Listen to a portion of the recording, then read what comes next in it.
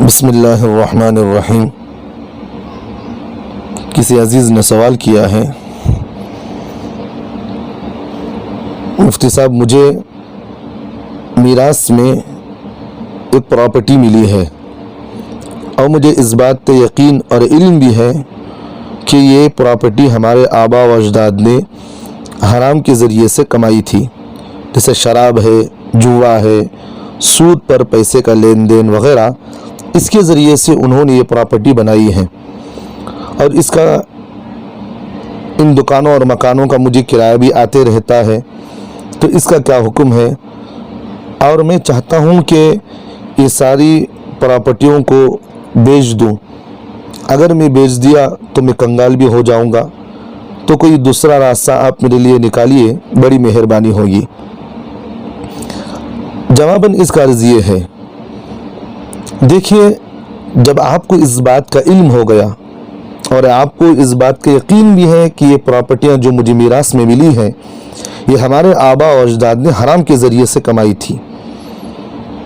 تو اس پراپرٹی پر آپ پہ کسی بھی طرح کا حق نہیں ہے اور آپ کو استعمال کرنا بھی جائز نہیں ہے، اور آپ یہ پراپرٹیاں ساری کی ساری پراپرٹیاں تمام غربا اور مساکین پر صدقہ کر دے، اور اللہ تعالیٰ سے امید رکھے کہ اللہ اس کے بدلے میں ضرور آپ کو دوسرا راستہ نکالیں گے اور حلال طریقے سے کوئی نہ کوئی ذریعہ اللہ ضرور نکالیں گے۔ لیکن اس مسئلے میں ایک تھوڑی سی بات آپ ذہن میں رکھیں، جہاں تک آپ کے آباء و اجداد کے اندر شراب کے ذریعے سے کمایا کرتے تھے تو اس کا کاروبار تو حرام ہے۔ جب انہوں نے کما لیا ہے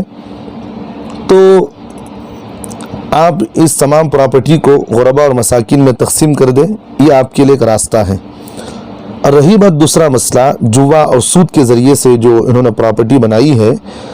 جب آپ کو اس بات کا علم ہے اور اس بات کا یقین بھی ہے کہ یہ ہمارے آبا و اجداد نے جو پراپرٹی بنائی ہے یہ فلاں آدمی کے سود اور جوے کے جیتی ہوئے پیسوں سے بنائی ہے، تو ان پراپرٹیوں کو بیچ دیں اور ان بیچنے کے بعد یہ ساری کی ساری رقم کو ان کے حوالے کر دیں جتنا انہوں نے ان سے پیسہ حاصل کیا ہے۔ جیسا مثال کے طور پر 2 لاکھ روپے 3 لاکھ روپے ان سے جیتے ہوں تو جوے میں ان کو اتنے پیسے حوالے کر دیں، سود میں اگر کسی کو پیسہ لیا ہے زائد تو ان لوگوں کے حوالے کر دیں۔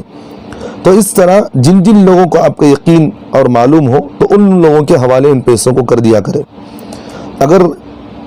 تلاش اور وصال کے باوجود بھی آپ کو کوئی اس طرح کا نہ مل سکا کہ جن سے انہوں نے جوے اور سود سے پیسے حاصل کیا ہے وہ لوگ نہیں مل سکے، تو اس کے بعد آپ ان پیسوں کو غربا اور مساکین میں تقسیم کر دیں، یہی اس کا حق ہے۔ اللہ ہم تمام کو عمل کی توفیق عطا فرمائے۔